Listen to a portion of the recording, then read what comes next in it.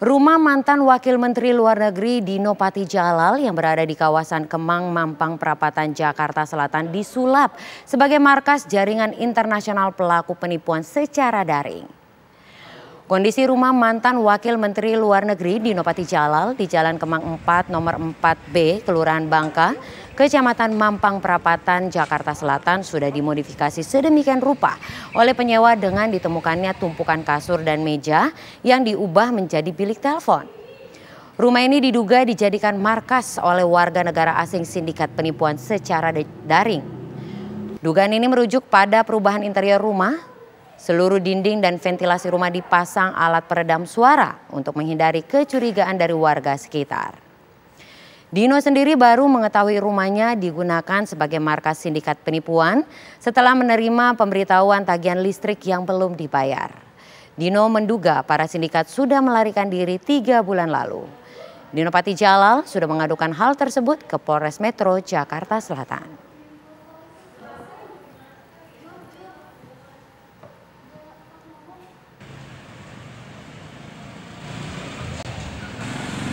Rumah mantan Wakil Menteri Luar Negeri Dino Patijalal yang berada di kawasan Menteng, Kemang, Jakarta Selatan, kabarnya dijadikan markas jaringan internasional pelaku penipuan secara daring.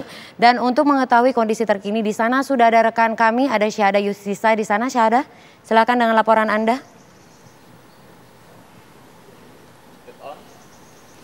Baik, selamat pagi Sinta dan juga pemirsa. Memang rumah keluarga milik mantan Wakil Menteri Luar Negeri Dino Patijalal yang terletak di Bilangan Kemang, Jakarta Selatan ini diduga menjadi markas penipuan online. Bahkan berdasarkan hasil laporan polisi, hasil yang dilaporkan kepada kepolisian, pihak kepolisian juga langsung melakukan olah TKP dan memang mendapati bahwa terdapat 30 kasur yang berada di dalam rumah, kemudian juga ada 20 meja yang sudah dimodifikasi menjadi bilik, serta ada peredam suara yang memang dipasangkan di jendela serta ventilasi udara. Bahkan hampir kebanyakan di dinding rumah milik Dino ini dipasangkan busa berwarna kuning peredam suara di dalam situ.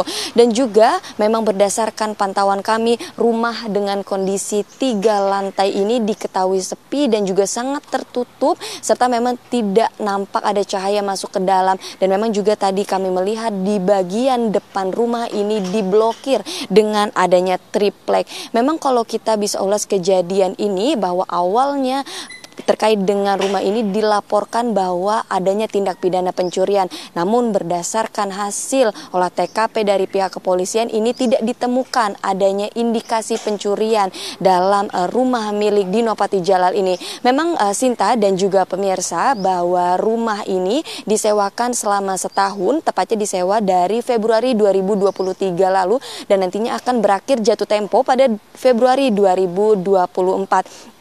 Namun diketahui bahwa pada saat 3 bulan yang lalu ini diduga sang penyewa dari rumah ini diketahui sudah pergi dari rumah, dan kemudian sang staf dari pemilik rumah ini mendapati bahwa ada permasalahan, yakni tagihan pembayaran listrik yang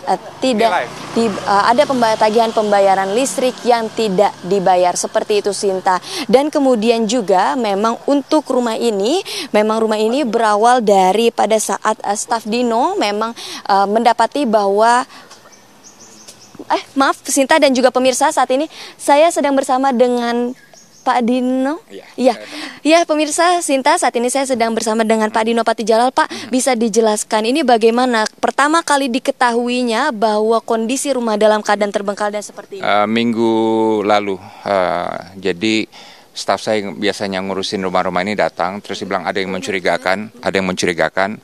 Jadi rumahnya dari luar nggak terurus, terbengkalai, juga ada masalah listrik dan lain sebagainya. Jadi staf ini masuk untuk ngecek rumah, ternyata rumahnya udah kosong, melompong, dan yang paling aneh semua meja itu semua jendela ditutup oleh busa peredam suara, dan banyak meja-meja yang dibuat khusus jika orang ngomong itu tentu di dalam meja itu nggak kedengaran gitu, right? Dan seluruh dinding juga ditutup dengan peredam suara gitu. Jadi saya lapor polisi, dan waktu itu polisi bilang memang ada sindikat atau komplotan yang beroperasi di sekitar sini gitu. Dan targetnya adalah bukan kita, tapi di luar negeri. Dia bilang di Tiongkok gitu. Dan orang-orang ini juga dari produk-produk yang ada itu adalah orang yang berbahasa Mandarin gitu ya.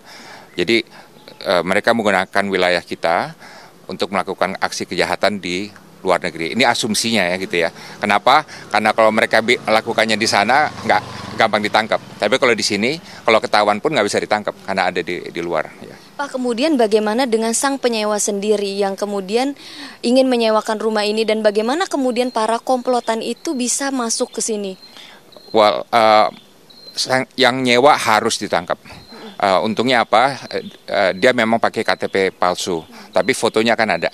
Ya kan, dan saya udah kasih ke polisi fotonya, dan dia bayar pakai rekening bank, tapi rekening banknya yang juga sulit ditelusuri gitu, right? Ada yang aneh jadi kirim uangnya bisa, tapi sumbernya juga nggak jelas. Nah itu yang saya akan minta polisi untuk mengusut.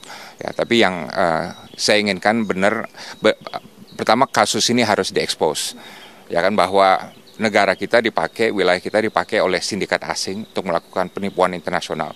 Itu harus diringkus tuh. Nah, gimana caranya? Mereka harus, menurut saya, saran saya orang sipil biasa ya, pembayar pajak, harus membentuk satgas tugas imigrasi dan polisi, kejar mereka. Kan leadnya ada tadi saya bilang fotonya ada, paling nggak ada satu orang fotonya.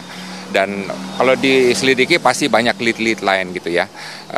Tangkap orang yang penyewa ini, yang jadi front ini, dan kejar terus. Kan pernah ada yang ketangkap sekitar sini katanya. Nah, dari mereka cari aja data-datanya. Mereka pasti saling kenal tuh sindikat-sindikat ini gitu ya. Baik, terima kasih banyak Pak Dino atas informasinya. Ya pemirsa, tadi kita mendapatkan keterangan langsung dari Pak Dino Patijalal. Baik Pak, terima kasih. Begitu, semoga dengan kemudian tereksposnya kasus ini, para pelaku bisa segera ditangkap dan juga negara kita terbebas dari sindikat ilegal yang melanda di negeri kita ini. Kembali ke studio Sinta.